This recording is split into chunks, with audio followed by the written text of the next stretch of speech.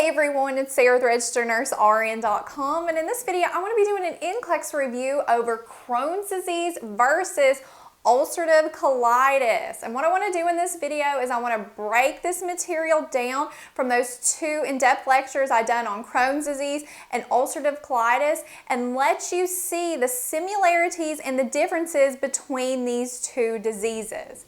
And as always, in the YouTube description below or at the end of this YouTube video, you can access the quiz that will test you on Crohn's and ulcerative colitis. So let's get started. First, let's start out talking about the similarities between Crohn's and ulcerative colitis.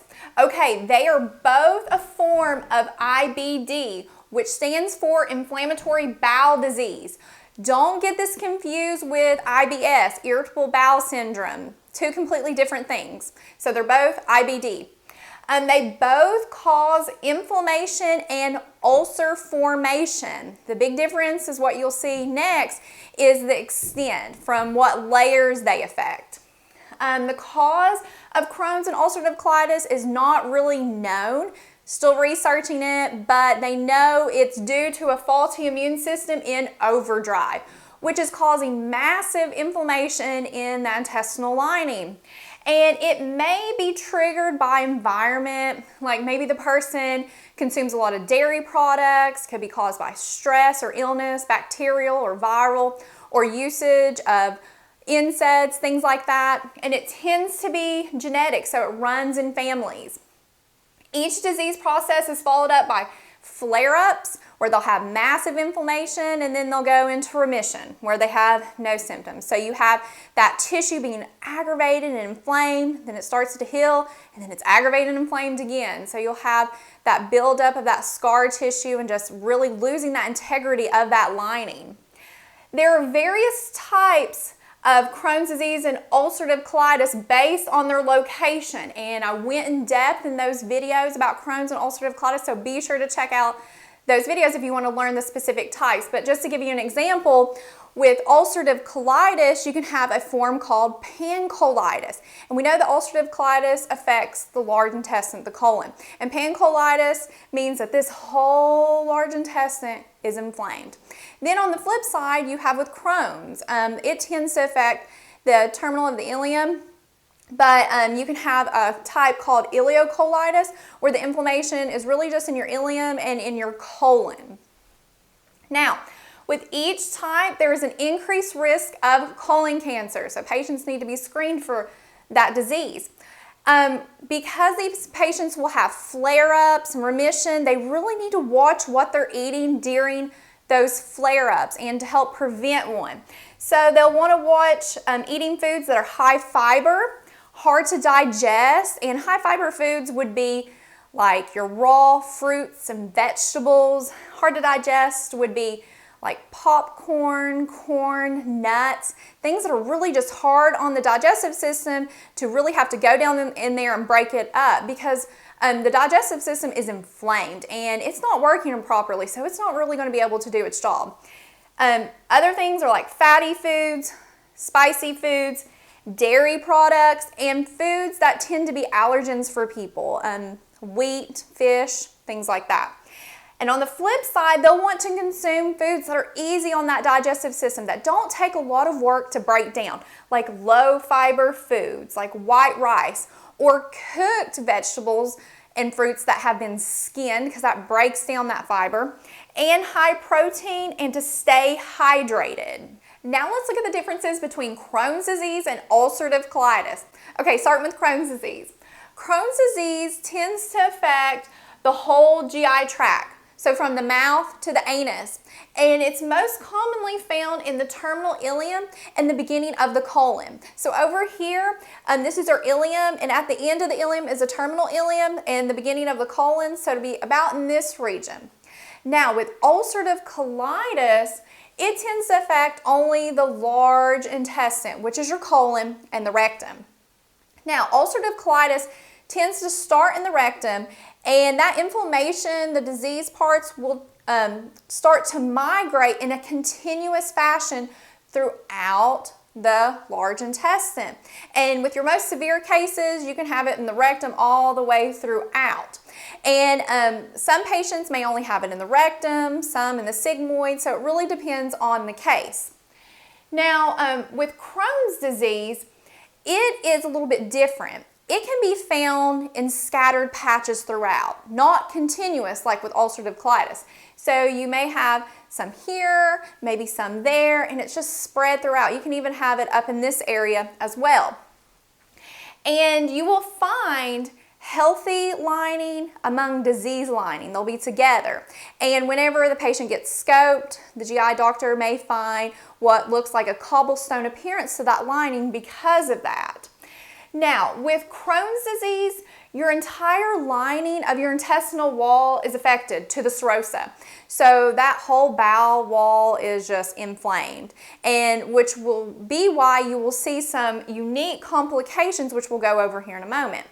Now, with ulcerative colitis, it tends to affect the inner lining of the intestinal wall. So from the mucosa to the submucosa. So it tends to be a little bit more superficial. Now, with ulcerative colitis, it's managed with medications and diet.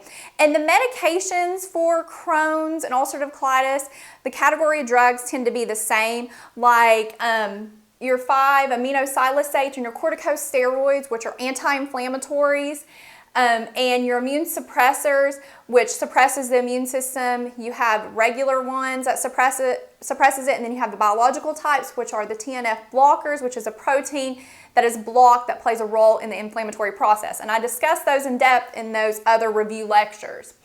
Now, with ulcerative colitis, a cure is surgery, where they can go in and remove that whole colon and the rectum, which is a colectomy.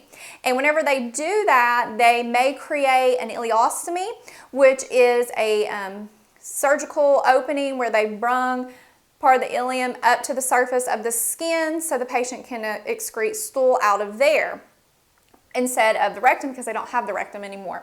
Or an ileoanal anastomosis, J-pouch surgery, where they will actually remove the colon and the rectum, and a pouch is created that attaches to that ileum, and stool can pass to the anus, so they won't need an ostomy. Now, with Crohn's, there is no cure. Surgery doesn't help. Because why? Think back. Why wouldn't it help? Because you can have Crohn's here, here, here throughout, and we can't go and just remove all of this because we need this to live. So there's some surgeries they can have, which surgery really just helps with the quality of life and improves symptoms, like a bowel resection. They can go and remove this part of the diseased bowel and reconnect healthy with healthy. Or a partial or total colectomy, where they're just removing that large intestine. They can have the creation of the ileostomy. And again, the medications are the same. They manage this with diet. Now let's look at our complications. Okay, with Crohn's disease and ulcerative colitis, for testing purposes, you really want to be aware of what complications are in each condition, because tests like to ask that. So complications with Crohn's, because remember, our whole bowel wall is being affected. And to help you remember the complications, remember this mnemonic, because there's several complications. Abscessing fistulas may form sepsis, and each word will correlate with this complication. So abscesses, what can happen is that in that intestinal wall, a pocket can form, and you get all this bacteria stuff that festers, and it forms infection, and they can rupture, which can cause a fistula. Specifically anal abscesses can do that. And a fistula is another complication, and this is where you've had an opening created that acts as a channel or a passage that is either connected to an intestine to organ like the bladder, or intestine to the skin surface, which is not good because our body is not meant to have fistulas, and that can cause a bunch of problems and sepsis. Also, malnourishment. People with Crohn's disease are more likely to have malnourishment than patients with ulcerative colitis. And let's think back to why. Okay, with the small intestine, that is usually what's affected in Crohn's. And what does our small intestine do? It absorbs most of our nutrients we take in from the food. But if it's inflamed, we can't absorb that nutrients. It's just going to fly through there and be emptied out. So we won't get it. So they'll have electrolyte imbalances and have issues with that, and bone problems. Fissures, specifically anal fissures, and these are little tears on the skin, and this is due to the loss of that bowel integrity, and they can bleed and things like that and be painful. The last one, strictures, and this can lead to bowel obstruction. And strictures are where your intestinal wall, because normally your intestines are nice and open, and the reason they're open is to let food flow through. But with Crohn's, you can have those flare-ups and remission, flare-ups and remission. And you can build up that scar tissue, which starts to narrow that wall.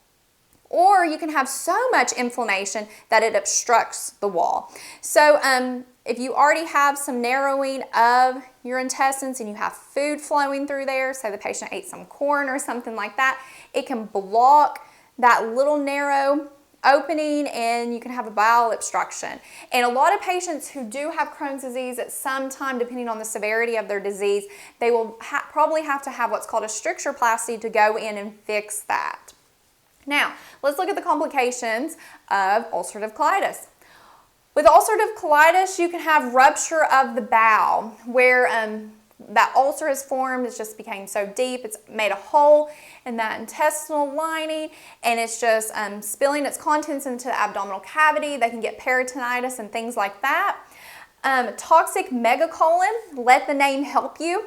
Megacolon, the colon becomes enlarged due to that inflammation, so it dilates. And it's dilating and it becomes paralyzed. So it's not doing anything, it's not churning food, and everything's just sitting there, and it starts to fester. And what can happen is that it ruptures. Another thing they can have is loss of form to the haustra, which are those neat little pouches that you see on those large intestines that give it that unique look. The inflammation, just the damage over time, can make it appear as a smooth organ. So if the patient has a barium enema, where they go in and they take x-rays with the contrast of the barium, they will see that this looks like a lead pipe. So the lead pipe sign. It doesn't have that unique curvature to it. It has just a smooth appearance to it. They can also have weight loss and dehydration. And again, why dehydration? Because the role of your large intestine, because that's where most of our inflammation's at, is to really absorb water, because small intestine did its job, absorbed the nutrients. Now it's liquid when it enters into the ascending colon, and as it progresses throughout, it starts to become more formed because that water gets absorbed. Well, that's not happening here because of that inflammation. So instead, they're going to excrete it out as diarrhea. Another thing is that they can have anemia from those ulcers bleeding. They're losing a lot of blood, so you want to watch that. And they can have inflammation of the joints, the eyes, the skin, and the liver, along with Crohn's disease. Crohn's disease can also have that as a complication as well. Now let's look at the signs and symptoms between Crohn's disease and ulcerative colitis. Now, some of the signs and symptoms like abdominal cramping and diarrhea tend to be the same, but they do have some slight differences. Okay, to help you remember ulcerative colitis, remember the word ulcers, because we're dealing with ulcerative colitis. Okay, U for urgent or frequent bowel movements. They really just have to go and they have to get to the bathroom fast. Very prevalent in ulcerative colitis. L for a loss of weight. Again, with the dehydration, they're losing a lot of water. Low red blood cells, because they have those bleeding ulcers, so they'll have some anemia whenever you look at their lab work. Cramps in the abdomen, which will be very painful. E for electrolyte imbalance and elevated temperatures. Again, the inflammation is just causing that immune response, causing increased temperature. R for rectal bleeding, because they will have bleeding ulcers, and whenever they have bowel movements, they can have some rectal bleeding. And then S, severe diarrhea, and this diarrhea will most likely have blood. It can also have mucus and pus. Now let's look at the signs and symptoms in Crohn's. Okay, with Crohn's, you're going to have diarrhea just like you do in ulcerative colitis. In Crohn's, you may have blood, but it's going to be a lot more common in ulcerative colitis. With Crohn's, you can have abdominal pain, and it tends to be in that right lower side. And why in that right lower side? Well, remember we said that Crohn's disease tends to be in that terminal ileum in the beginning of the colon, which is where that's located. The patient may have ulcers in their mouth, GI tract, of course. They may have anal fissures, which are those little tears around the anus. Some patients may mistake it for a hemorrhoid because it bleeds and it hurts. But if you analyze that, you will see a fissure, and they will have the weight loss, the malnourishment, significant weight loss, because those small intestines are so inflamed and they're not able to absorb the nutrients from the food. So you're really not going to see the malnourishment issues in ulcerative colitis as you are in Crohn's. Okay, so that wraps up this comparison on Crohn's disease versus ulcerative colitis. Thank you so much for watching. Don't forget to take the free quiz and to subscribe to our channel for more videos.